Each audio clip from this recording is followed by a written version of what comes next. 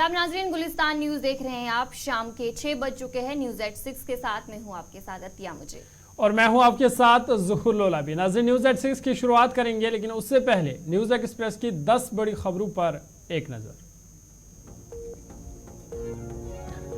मंशियात फरोशों के खिलाफ सख्त कार्रवाई को जारी रखते हुए बारामुल्ला में पुलिस ने बदनाम जमाना मंशियात फरोश की लाखों रुपए मालियत की जायदाद को किया जब्त। पुलिस ने बताया कि बदनाम जमाना मंशियात फरोश मुदस्सिर अहमद शाह साकिन चंदर सीरा की जायदादें 6 मरला अराजी और लाखों रुपए मालियत की जेर तामीर पोल्ट्री फार्म को जब्त कर लिया गया है। मुतल्लिका मुलजिम इस वक्त NDPS एक्ट के तहत central jail court Bilwal Jammu में बंद है। मुलजिम के खिलाफ पुलिस थाना करीरी बारामुल्ला में NDPS एक्ट के तहत केस दर्ज है। जम्मू कश्मीर के साबिक वजीर आला और PDP सदर महबूबा मुफ्ती ने कहा है कि अफसपा खत्म करना जम्मू कश्मीर के लोगों की मांग रही है और PDP ने भी हमेशा इसकी वकालत की है। उन्होंने कहा कि BJP कोलिशन हुकूमत में भी अफसपा हटाने के एजेंडे में शामिल था। महबूबा मुफ्ती ने कहा, वजीर दाखिला का ये बयान एक ऐसे वक्त में सामने आया जब लोकसभा इंतखाबात करीब है। उन्होंने कहा कि अब देखने वाली बात होगी कि इस पर अमल दरामद भी होगा या सिर्फ ये जुमलाबाजी है। नेशनल कॉन्फ्रेंस के नायब सदर और साबिक वज़ीर आला उमर अब्दुल्ला ने कहा कि भारतीय जनता पार्टी ने लोकसभा इंतखाबात के पेश नजर जम्मू कश्मीर में अफसपा हटाने का वादा किया है, लेकिन 5 सीटों पर शिकस्त के बाद भाजपा इससे भूल जाएगी। उन्होंने कहा कि इस गलत फहमी में मत रहिए कि वज़ीर दाखिला ने अफसपा हटाने का ऐलान किया है, इसके हटाने पर गौर करने की बात कही गई है। उमर अब्दुल्ला ने कहा कि अफसोस की बात है कि BJP को अब इस पर गौर करने की बात याद आ गई। उन्होंने कहा कि मुझे डर इस बात का है कि जिस तरह लद्दाख को हिल काउंसिल इंतखाबात के बाद छठा शेड्यूल देने का वादा करके धोखा दिया गया, कहीं हमारे साथ भी ऐसा न हो।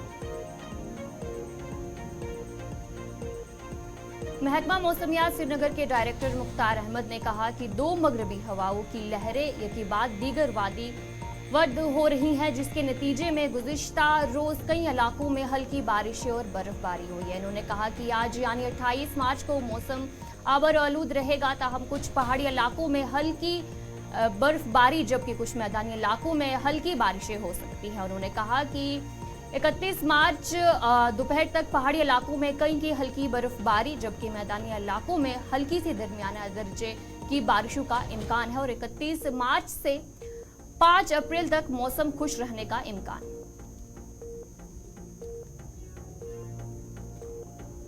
दिल्ली हाई कोर्ट ने अरविंद केजरीवाल की गिरफ्तारी के बाद वज़ीर आला के ओहदे से हटाने के PIL को खारिज किया है। PIL में अरविंद केजरीवाल को एक्साइज पॉलिसी से मुंसलिक मनी लॉन्ड्रिंग केस में गिरफ्तारी के बाद वज़ीर आला के ओहदे से हटाने का मुतालबा किया गया था। जस्टिस मनमोहन और जस्टिस मनमीत प्रीतम सिंह अरोड़ा की बेंच ने इस मामले की समाअत की एक अलग पेशरफ्त में दिल्ली हाई कोर्ट ने वकला को चीफ मिनिस्टर अरविंद केजरीवाल की गिरफ्तारी के खिलाफ अदालत के अहाते में एहतजाज करने से खबरदार करते हुए कहा कि इसके नताइज संगीन होंगे। वजीर दिफा राजनाथ सिंह ने कहा कि अगर जरूरी हो तो उनकी हुकूमत अग्निवीर भर्ती स्कीम में तब्दीली के लिए तैयार है। उन्होंने कहा कि हुकूमत ने इस बात को यकीनी बनाया है कि अग्निवीरों का मुस्तकबिल महफूज हो। वजीर दिफा ने कहा कि सेना में जवान होना चाहिए और इन्हें लगता है कि नौजवान ज्यादा पुरजोश हैं और जरूरत पड़ने पर 2 तब्दीलियां भी कराएंगे। अग्निवीर भर्ती होने वाले जवान 4 साल की मुद्दत के लिए खिदमत अंजाम देते हैं, जिसमें 6 माह की तरबियत शामिल होती है, जिसके बाद 3.5 साल की तैनाती होती है। सर्विस रिटायरमेंट के बाद इन्हें मसला अफवाज में जारी चार्ज रहने के लिए दरख्वास्त देने की अहल की है। मरकजी वजीर खजाना निर्मला सीतारमण ने कहा कि वो लोकसभा इंतखाबात नहीं लड़ेगी और इससे पार्टी को आगाह कर दिया गया है। वजीर खजाना ने कहा कि उनके पास इलेक्शन लड़ने के लिए दरकार फंड्स नहीं है, इसके अलावा जीतने के लिए बहुत से दूसरे अवामिल भी साजगार नहीं है। सीतारमण ने कहा कि BJP सदर JP नड्डा ने उन्हें आंध्र प्रदेश या तमिलनाडु से इंतखाब लड़ने का इख्तियार दिया, ताहम 10 दिन तक सोचने के बाद उन्हें सिर्फ ये कहने के लिए वापस आई कि शायद नहीं, मेरे पास इलेक्शन लड़ने के लिए उतने पैसे नहीं हैं। उन्हें मजीद कहा कि मैं बहुत शुक्रगुजार हूँ कि पार्टी ने मेरी दलील को कबूल की, इसलिए मैं इंतखाबात में हिस्सा नहीं ले रही। इजराइल फलस्तीन जंग पर बयान देते हुए वजीर खारजा ISG शंकर ने कहा कि इसराइल और फ़लस्तीन के दरमियान पूरे तनाज़े की हकीकत यह है कि फ़लस्तीनियों को उनके हकूक़ और वतन से महरूम रखा गया है। उन्होंने कहा कि 17 अक्टूबर जो कुछ हुआ वो एक दहशतगर्दाना हमला था, लेकिन दूसरी तरफ कोई भी मासूम शहरियों की मौत को बर्दाश्त नहीं करेगा। एसजी शंकर ने कहा कि जवाबी कार्रवाई पेश की जा सकती है, लेकिन मासूम शहरियों को निशाना बनाना अमल का तरीका नहीं है। जवाबी कार्रवाई सिर्फ बैनुल-अक़वामी इंसानी कानून के मुताबिक की जानी चाहिए। इसराइल गजा की पट्टी के मकीनों पर महीनों से मुसल्लत करदा जंग, तबाही और मुहासरे के अलावा पर्दे के पीछे कुछ और भी खतरनाक कर रहा है। अल अरबिया की रिपोर्ट के मुताबिक गुज़िश्ता महीनों में इसराइली फोर्स की जानिब से की गई बहुत सी गिरफ्तारी की कार्रवाइयों से ये बात सामने आई है कि वो चौकियों से गुजरने के दौरान गजा के लोगों के चेहरों को स्कैन करते हैं। इसराइली अफवाज एक मसनूई ज़हानत का प्रोग्राम इस्तेमाल करती है जो चेहरों को पहचानती है, उनकी तस्वीर जमा करती है और उन्हें आर्काइव या इंडेक्स में रखती है। ये जदीद प्रोग्राम सिर्फ चंद सेकंड में लोगों के नामों की शनाख्त भी कर सकते हैं। जनूबी अलबनान में एक हंगामी अमदादी मरकज पर इसराइल हमले पर 16 अफराद हलाक और मुताद दीगर जख्मी हो गए हैं। मीडिया रिपोर्ट्स के मुताबिक इसराइल जंगी तैयारियों ने अलुब्रिया गांव में मुस्लिम ग्रुप अला मुंसलिक इस्लामिक हेल्थ अथॉरिटी के हंगामी और अमदादी मरकज को तबाह कर दिया है, जिससे 7 पैरा मेडिकल हलाक हो गए हैं, जख्मी हो गए हैं। इस्लामिक हेल्थ अथॉरिटी ने एक बयान जारी करते हुए कहा कि इनके मरकज पर हमला एक घिनौना जुर्म है और बैनुल-अक़वामी क़वानीन की संगीन खिलाफ वर्जी है। बयान में कहा गया कि हम इस घिनौने जुर्म का इर्तिकाब करने वाले फरीक को मुकम्मल तौर पर जिम्मेदार समझते हैं और हम अलबनान हुक्काम से भी अपील करते हैं कि वो मुजरिमों के खिलाफ बैनुल-अक़वामी अदालतों में मुकदमा चलाने के लिए ज़रूरी इक़दाम करें।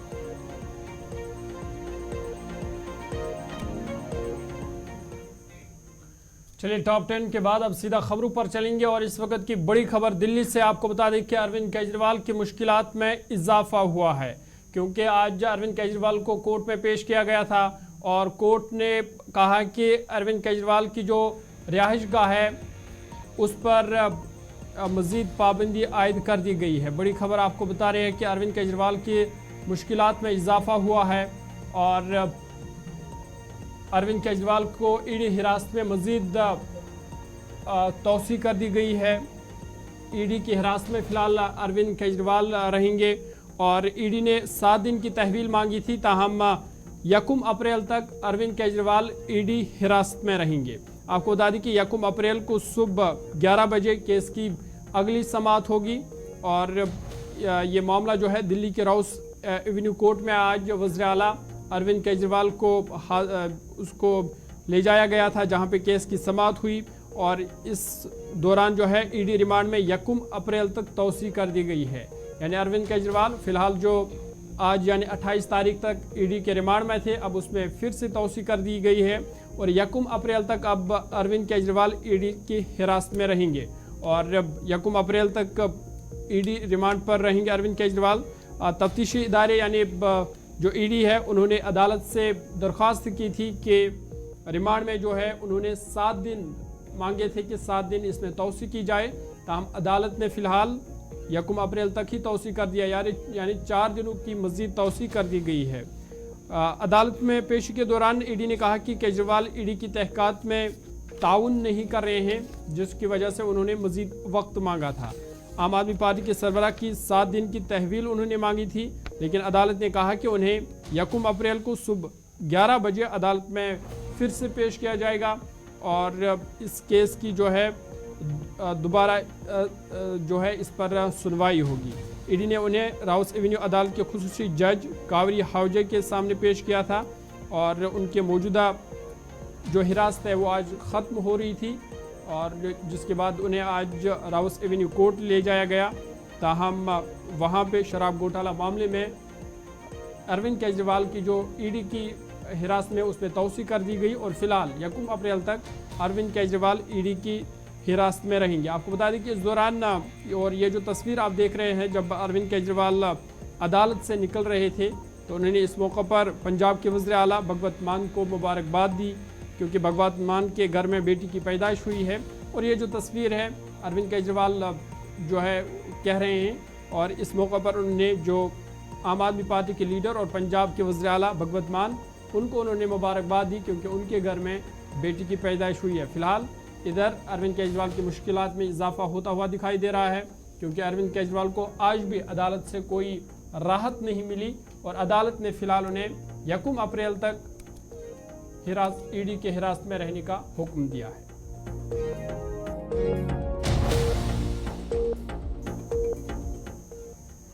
तो चलिए पुंछ से एक खबर सामने आ रही है जहां पर पुंछ जिले में एक दर्दनाक सड़क हादसा पेश आया है और इस हादसे में 10 अफराद जख्मी हो गए हैं और 2 मुसाफिरों की हालत भी नाजुक बताई जा रही है। सरहदी जिला पुंछ की बात करेंगे तो वहां पर एक सड़क हादसा पेश आया है, कम से कम 10 अफराद जख्मी हो गए हैं। पुंछ के मंगनार कसा इलाके में एक मुसाफिर गाड़ी हादसे का शिकार हो जाती है जिसके नतीजे में सवार कम से कम 10 अफराद जख्मी हो जाते हैं। इन्होंने बताया कि जख्मियों को इलाज के लिए जिला अस्पताल पुंछ पहुंचाया गया है। ये ताज़ा तस्वीरें आप पुंछ की देख रहे हैं जहां पे आज एक दर्दनाक सड़क हादसा पेश आया जिसके नतीजे में बताया जा रहा है कि करीबन 10 मुसाफिर इस हादसे में जख्मी हुए हैं जिनमें 2 की हालत अभी तक नाजुक बताई जा रही है जबकि ये जो जख्मी हैं इनमें कई बच्चे और ख़वातीन भी शामिल है। आपको बता दें कि ये मंगनाड़ कलसा इलाका है जहाँ पे एक मुसाफिर गाड़ी मेटाडोर गाड़ी जो है वो गहरी खाई में जा गिरी जिसके नतीजे में वहाँ पे इस हादसे में 10 मुसाफिर जख्मी। अगरचे इतला मिलती ही वहाँ पे मुकामी लोगों और पुलिस की जानिब से रेस्क्यू ऑपरेशन शुरू किया गया और जो जख्मी मुसाफिर है उनको इलाज के लिए पुंछ अस्पताल मुंतकिल किया गया। ताहम इस हादसे में 2 मुसाफिरों की हालत नाजुक बताई जा रही है। कुल मिलाकर इस हादसे में 10 मुसाफिर जख्मी हुए हैं जिनमें ख़वातीन और 2 बच्चे भी शामिल हैं। फिलहाल जख्मियों को इलाज के लिए ज़िला अस्पताल पुंछ लाया गया है जहां पे उनकी हालत जो है 2 की हालत नाजुक बताई जा रही है और बाकियों का इलाज जो है वो वहां पे किया जा रहा है।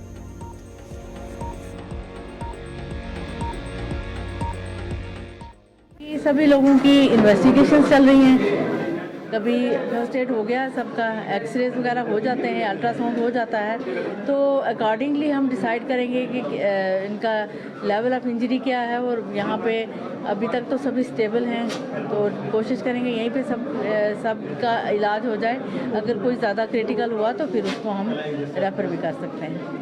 जब कभी ऐसा कुछ भी डिज़ास्टर होता है तो हमें एक ही परेशानी आती है कि लोग सारे अंदर आ जाते हैं। उसमें क्या है, हमारा स्टाफ काम नहीं कर सकता और पेशेंट सफ़र हो जाता है। हमारी अपील है लोगों से कि वो डॉक्टरों के हवाले करके खुद तसल्ली से बाहर बैठ। पुंछ जिले के मंगनार गांव के कलसा इलाके में एक बड़ा हादसा पेश आया है जहां एक मेटाडोर खाई में जा गिरी जिसमें लगभग 10 से ज़्यादा लोग बुरी तरह से घायल हुए हैं और घायलों को पुंछ राजा सुखदेव सिंह हॉस्पिटल में लाया गया है जहां उनका इलाज चल रहा है। आपको बता दें अगर इस मेटाडोर की बात करें तो मेटाडोर पुंछ से मंगनार की तरफ जा रही थी, वहीं संतुलन खो जाने से मेटाडोर खाई में जा गिरी है जिसमें 10 से ज़्यादा लोग जो हैं वो घायल हुए हैं जिनमें से 2 लोगों को जम्मू GMC के लिए रेफ़र कर दिया गया है। कैमरामैन निपुण खजूरिया के साथ सनी शर्मा, गुलिस्तान न्यूज़ पुंछ।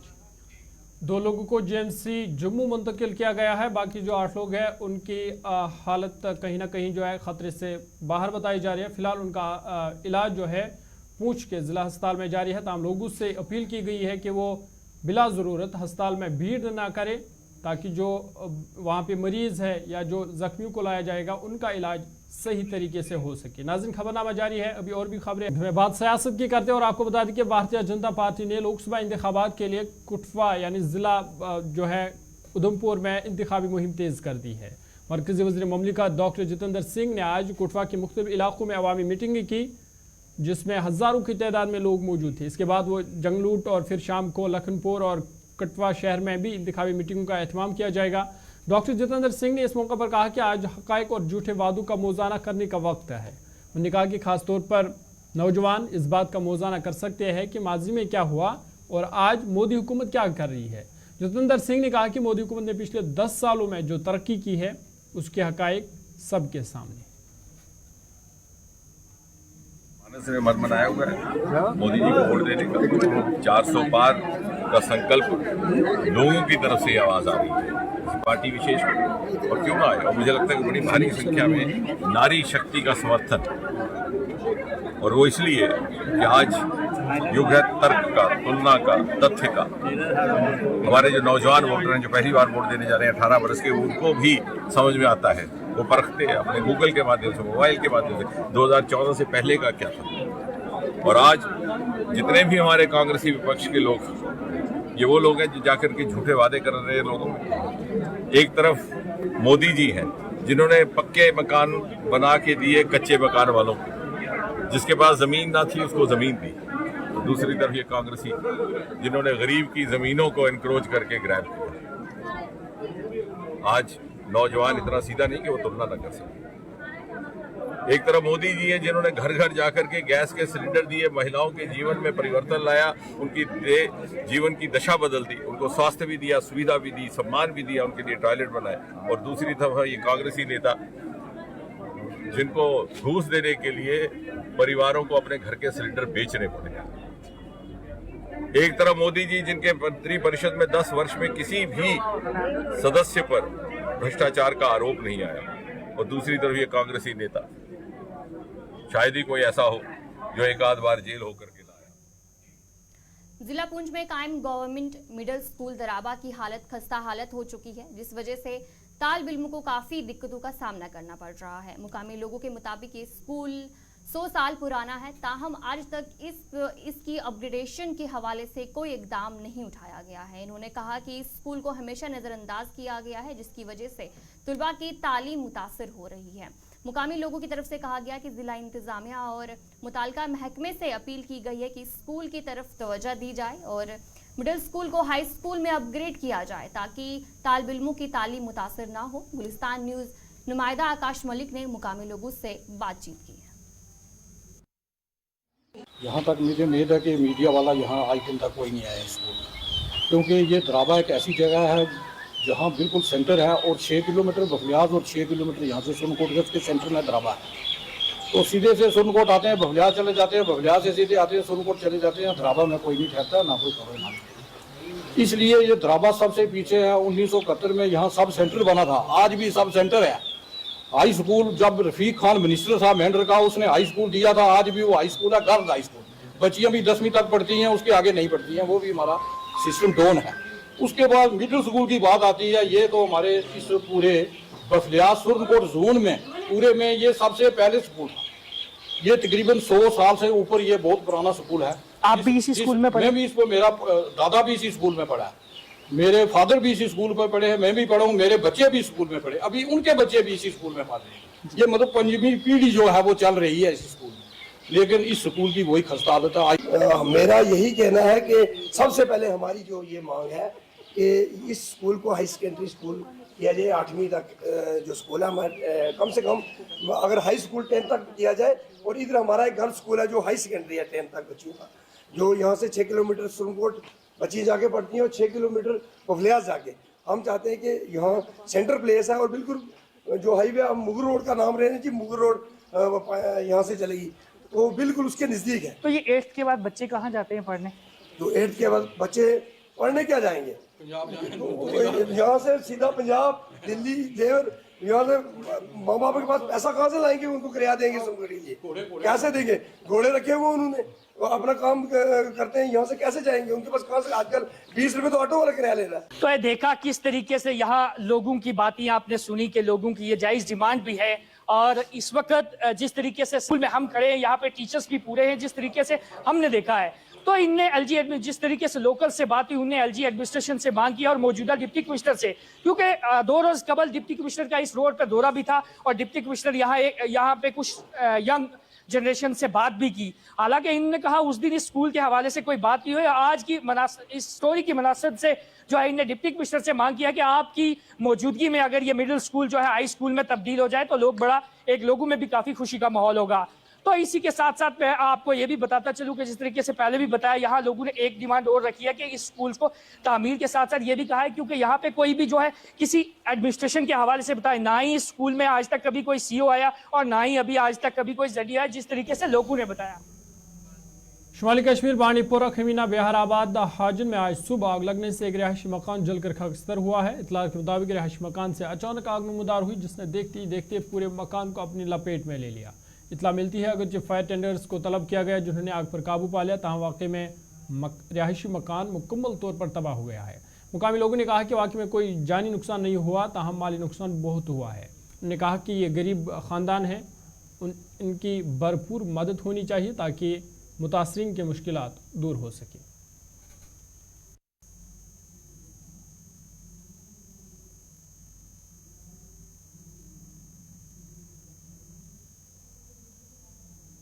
शबीर अहमद शाह रोजान खमना बहराबाद अस लगे रात 1 बजे नार मान समझ न आन मान कि क्या हिसाब किताब गो मतलब बस कर गवर्नमेंट से अपील यूत यूत चलो यूत करो मदद मतलब अस हेल्प जरूरत मोज बेश में बेन मोल गुजरा परसु तस लग रपे 2-5 लाख बेन कह सहारे यह कस न बचान आए अस पलो वस लगे हमसायन हंद पलो लगे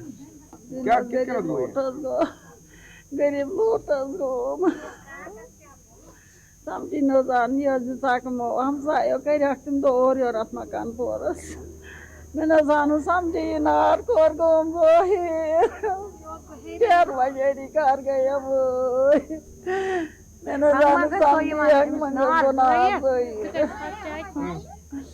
हंग मंगस गो मनाया थक जाए दिन पे हमसायो कर और बनाया ये मकान। इधर जम्मू में ट्रांसपोर्टर्स ने एक रोजा हड़ताल की कॉल दी थी, जिसकी वजह से जम्मू शहर में जिंदगी ठप होकर रह गई थी।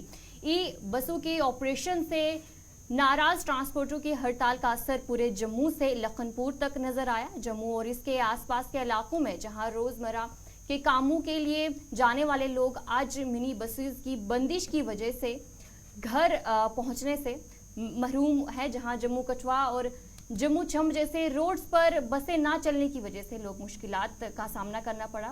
मुसाफिर को शदीद मुश्किलात का सामना करना पड़ रहा है। जम्मू इंतजामिया ट्रांसपोर्टर्स को एतमाद में लेने की कोशिश कर रही है। ट्रांसपोर्टर्स यूनियन के सदर विजय चिब ने कहा कि उन्होंने इंतजामिया के साथ मखसूस इलाकों में ई बसेस चलाने का मुआहदा किया है, ताहम ई बसेस रोड्स पर भी चल रही हैं, जिससे ट्रांसपोर्टर्स की रोजी रोटी खतरे में पड़ रही है। इंतजामिया को हमारी कमाई के बारे में सोचना चाहिए। इधर ट्रांसपोर्टर्स ने चक्का जाम हड़ताल वापस ली है। पब्लिक ट्रांसपोर्टर कल से मामूल के मुताबिक चलेगा।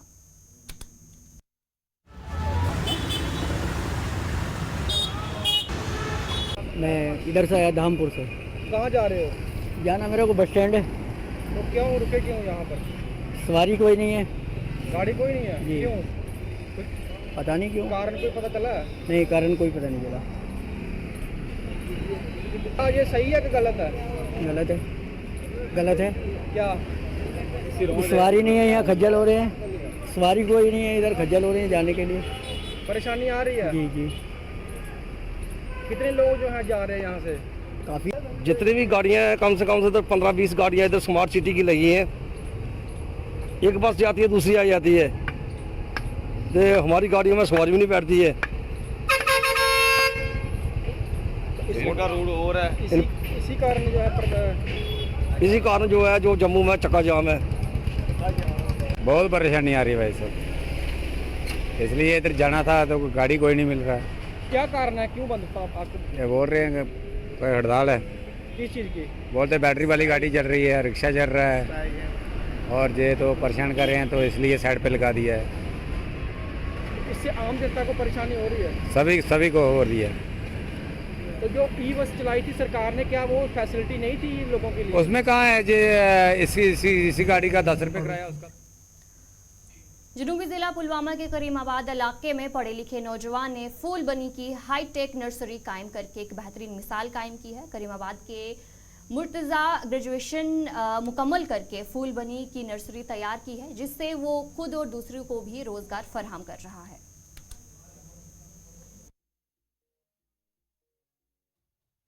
करीमाबाद पुलवामा, मेरा नाम है मुर्तज़ा नज़ीर भट्ट। मैंने ये शुरुआत की है आज से 4 साल पहले। ये पहले मेरे पापा का शौक़ था इस फूलों का। वो पहले घर में फूल वगैरह बनाते थे अपने लिए, फिर ये शौक़ मुझे भी बढ़ गया। मैं इस वक्त ग्रेजुएशन मैंने कंप्लीट की है, लेकिन उसके बावजूद मैंने सोचा कि नहीं, गवर्नमेंट जॉब के पीछे मैं नहीं भागूंगा, क्योंकि गवर्नमेंट जॉब यहाँ पर। तो चलिए नाज़रीन, न्यूज़ एट 6 में इतना ही। हमें दीजिए इजाजत और आप देखते रहे गुलिस्तान न्यूज़।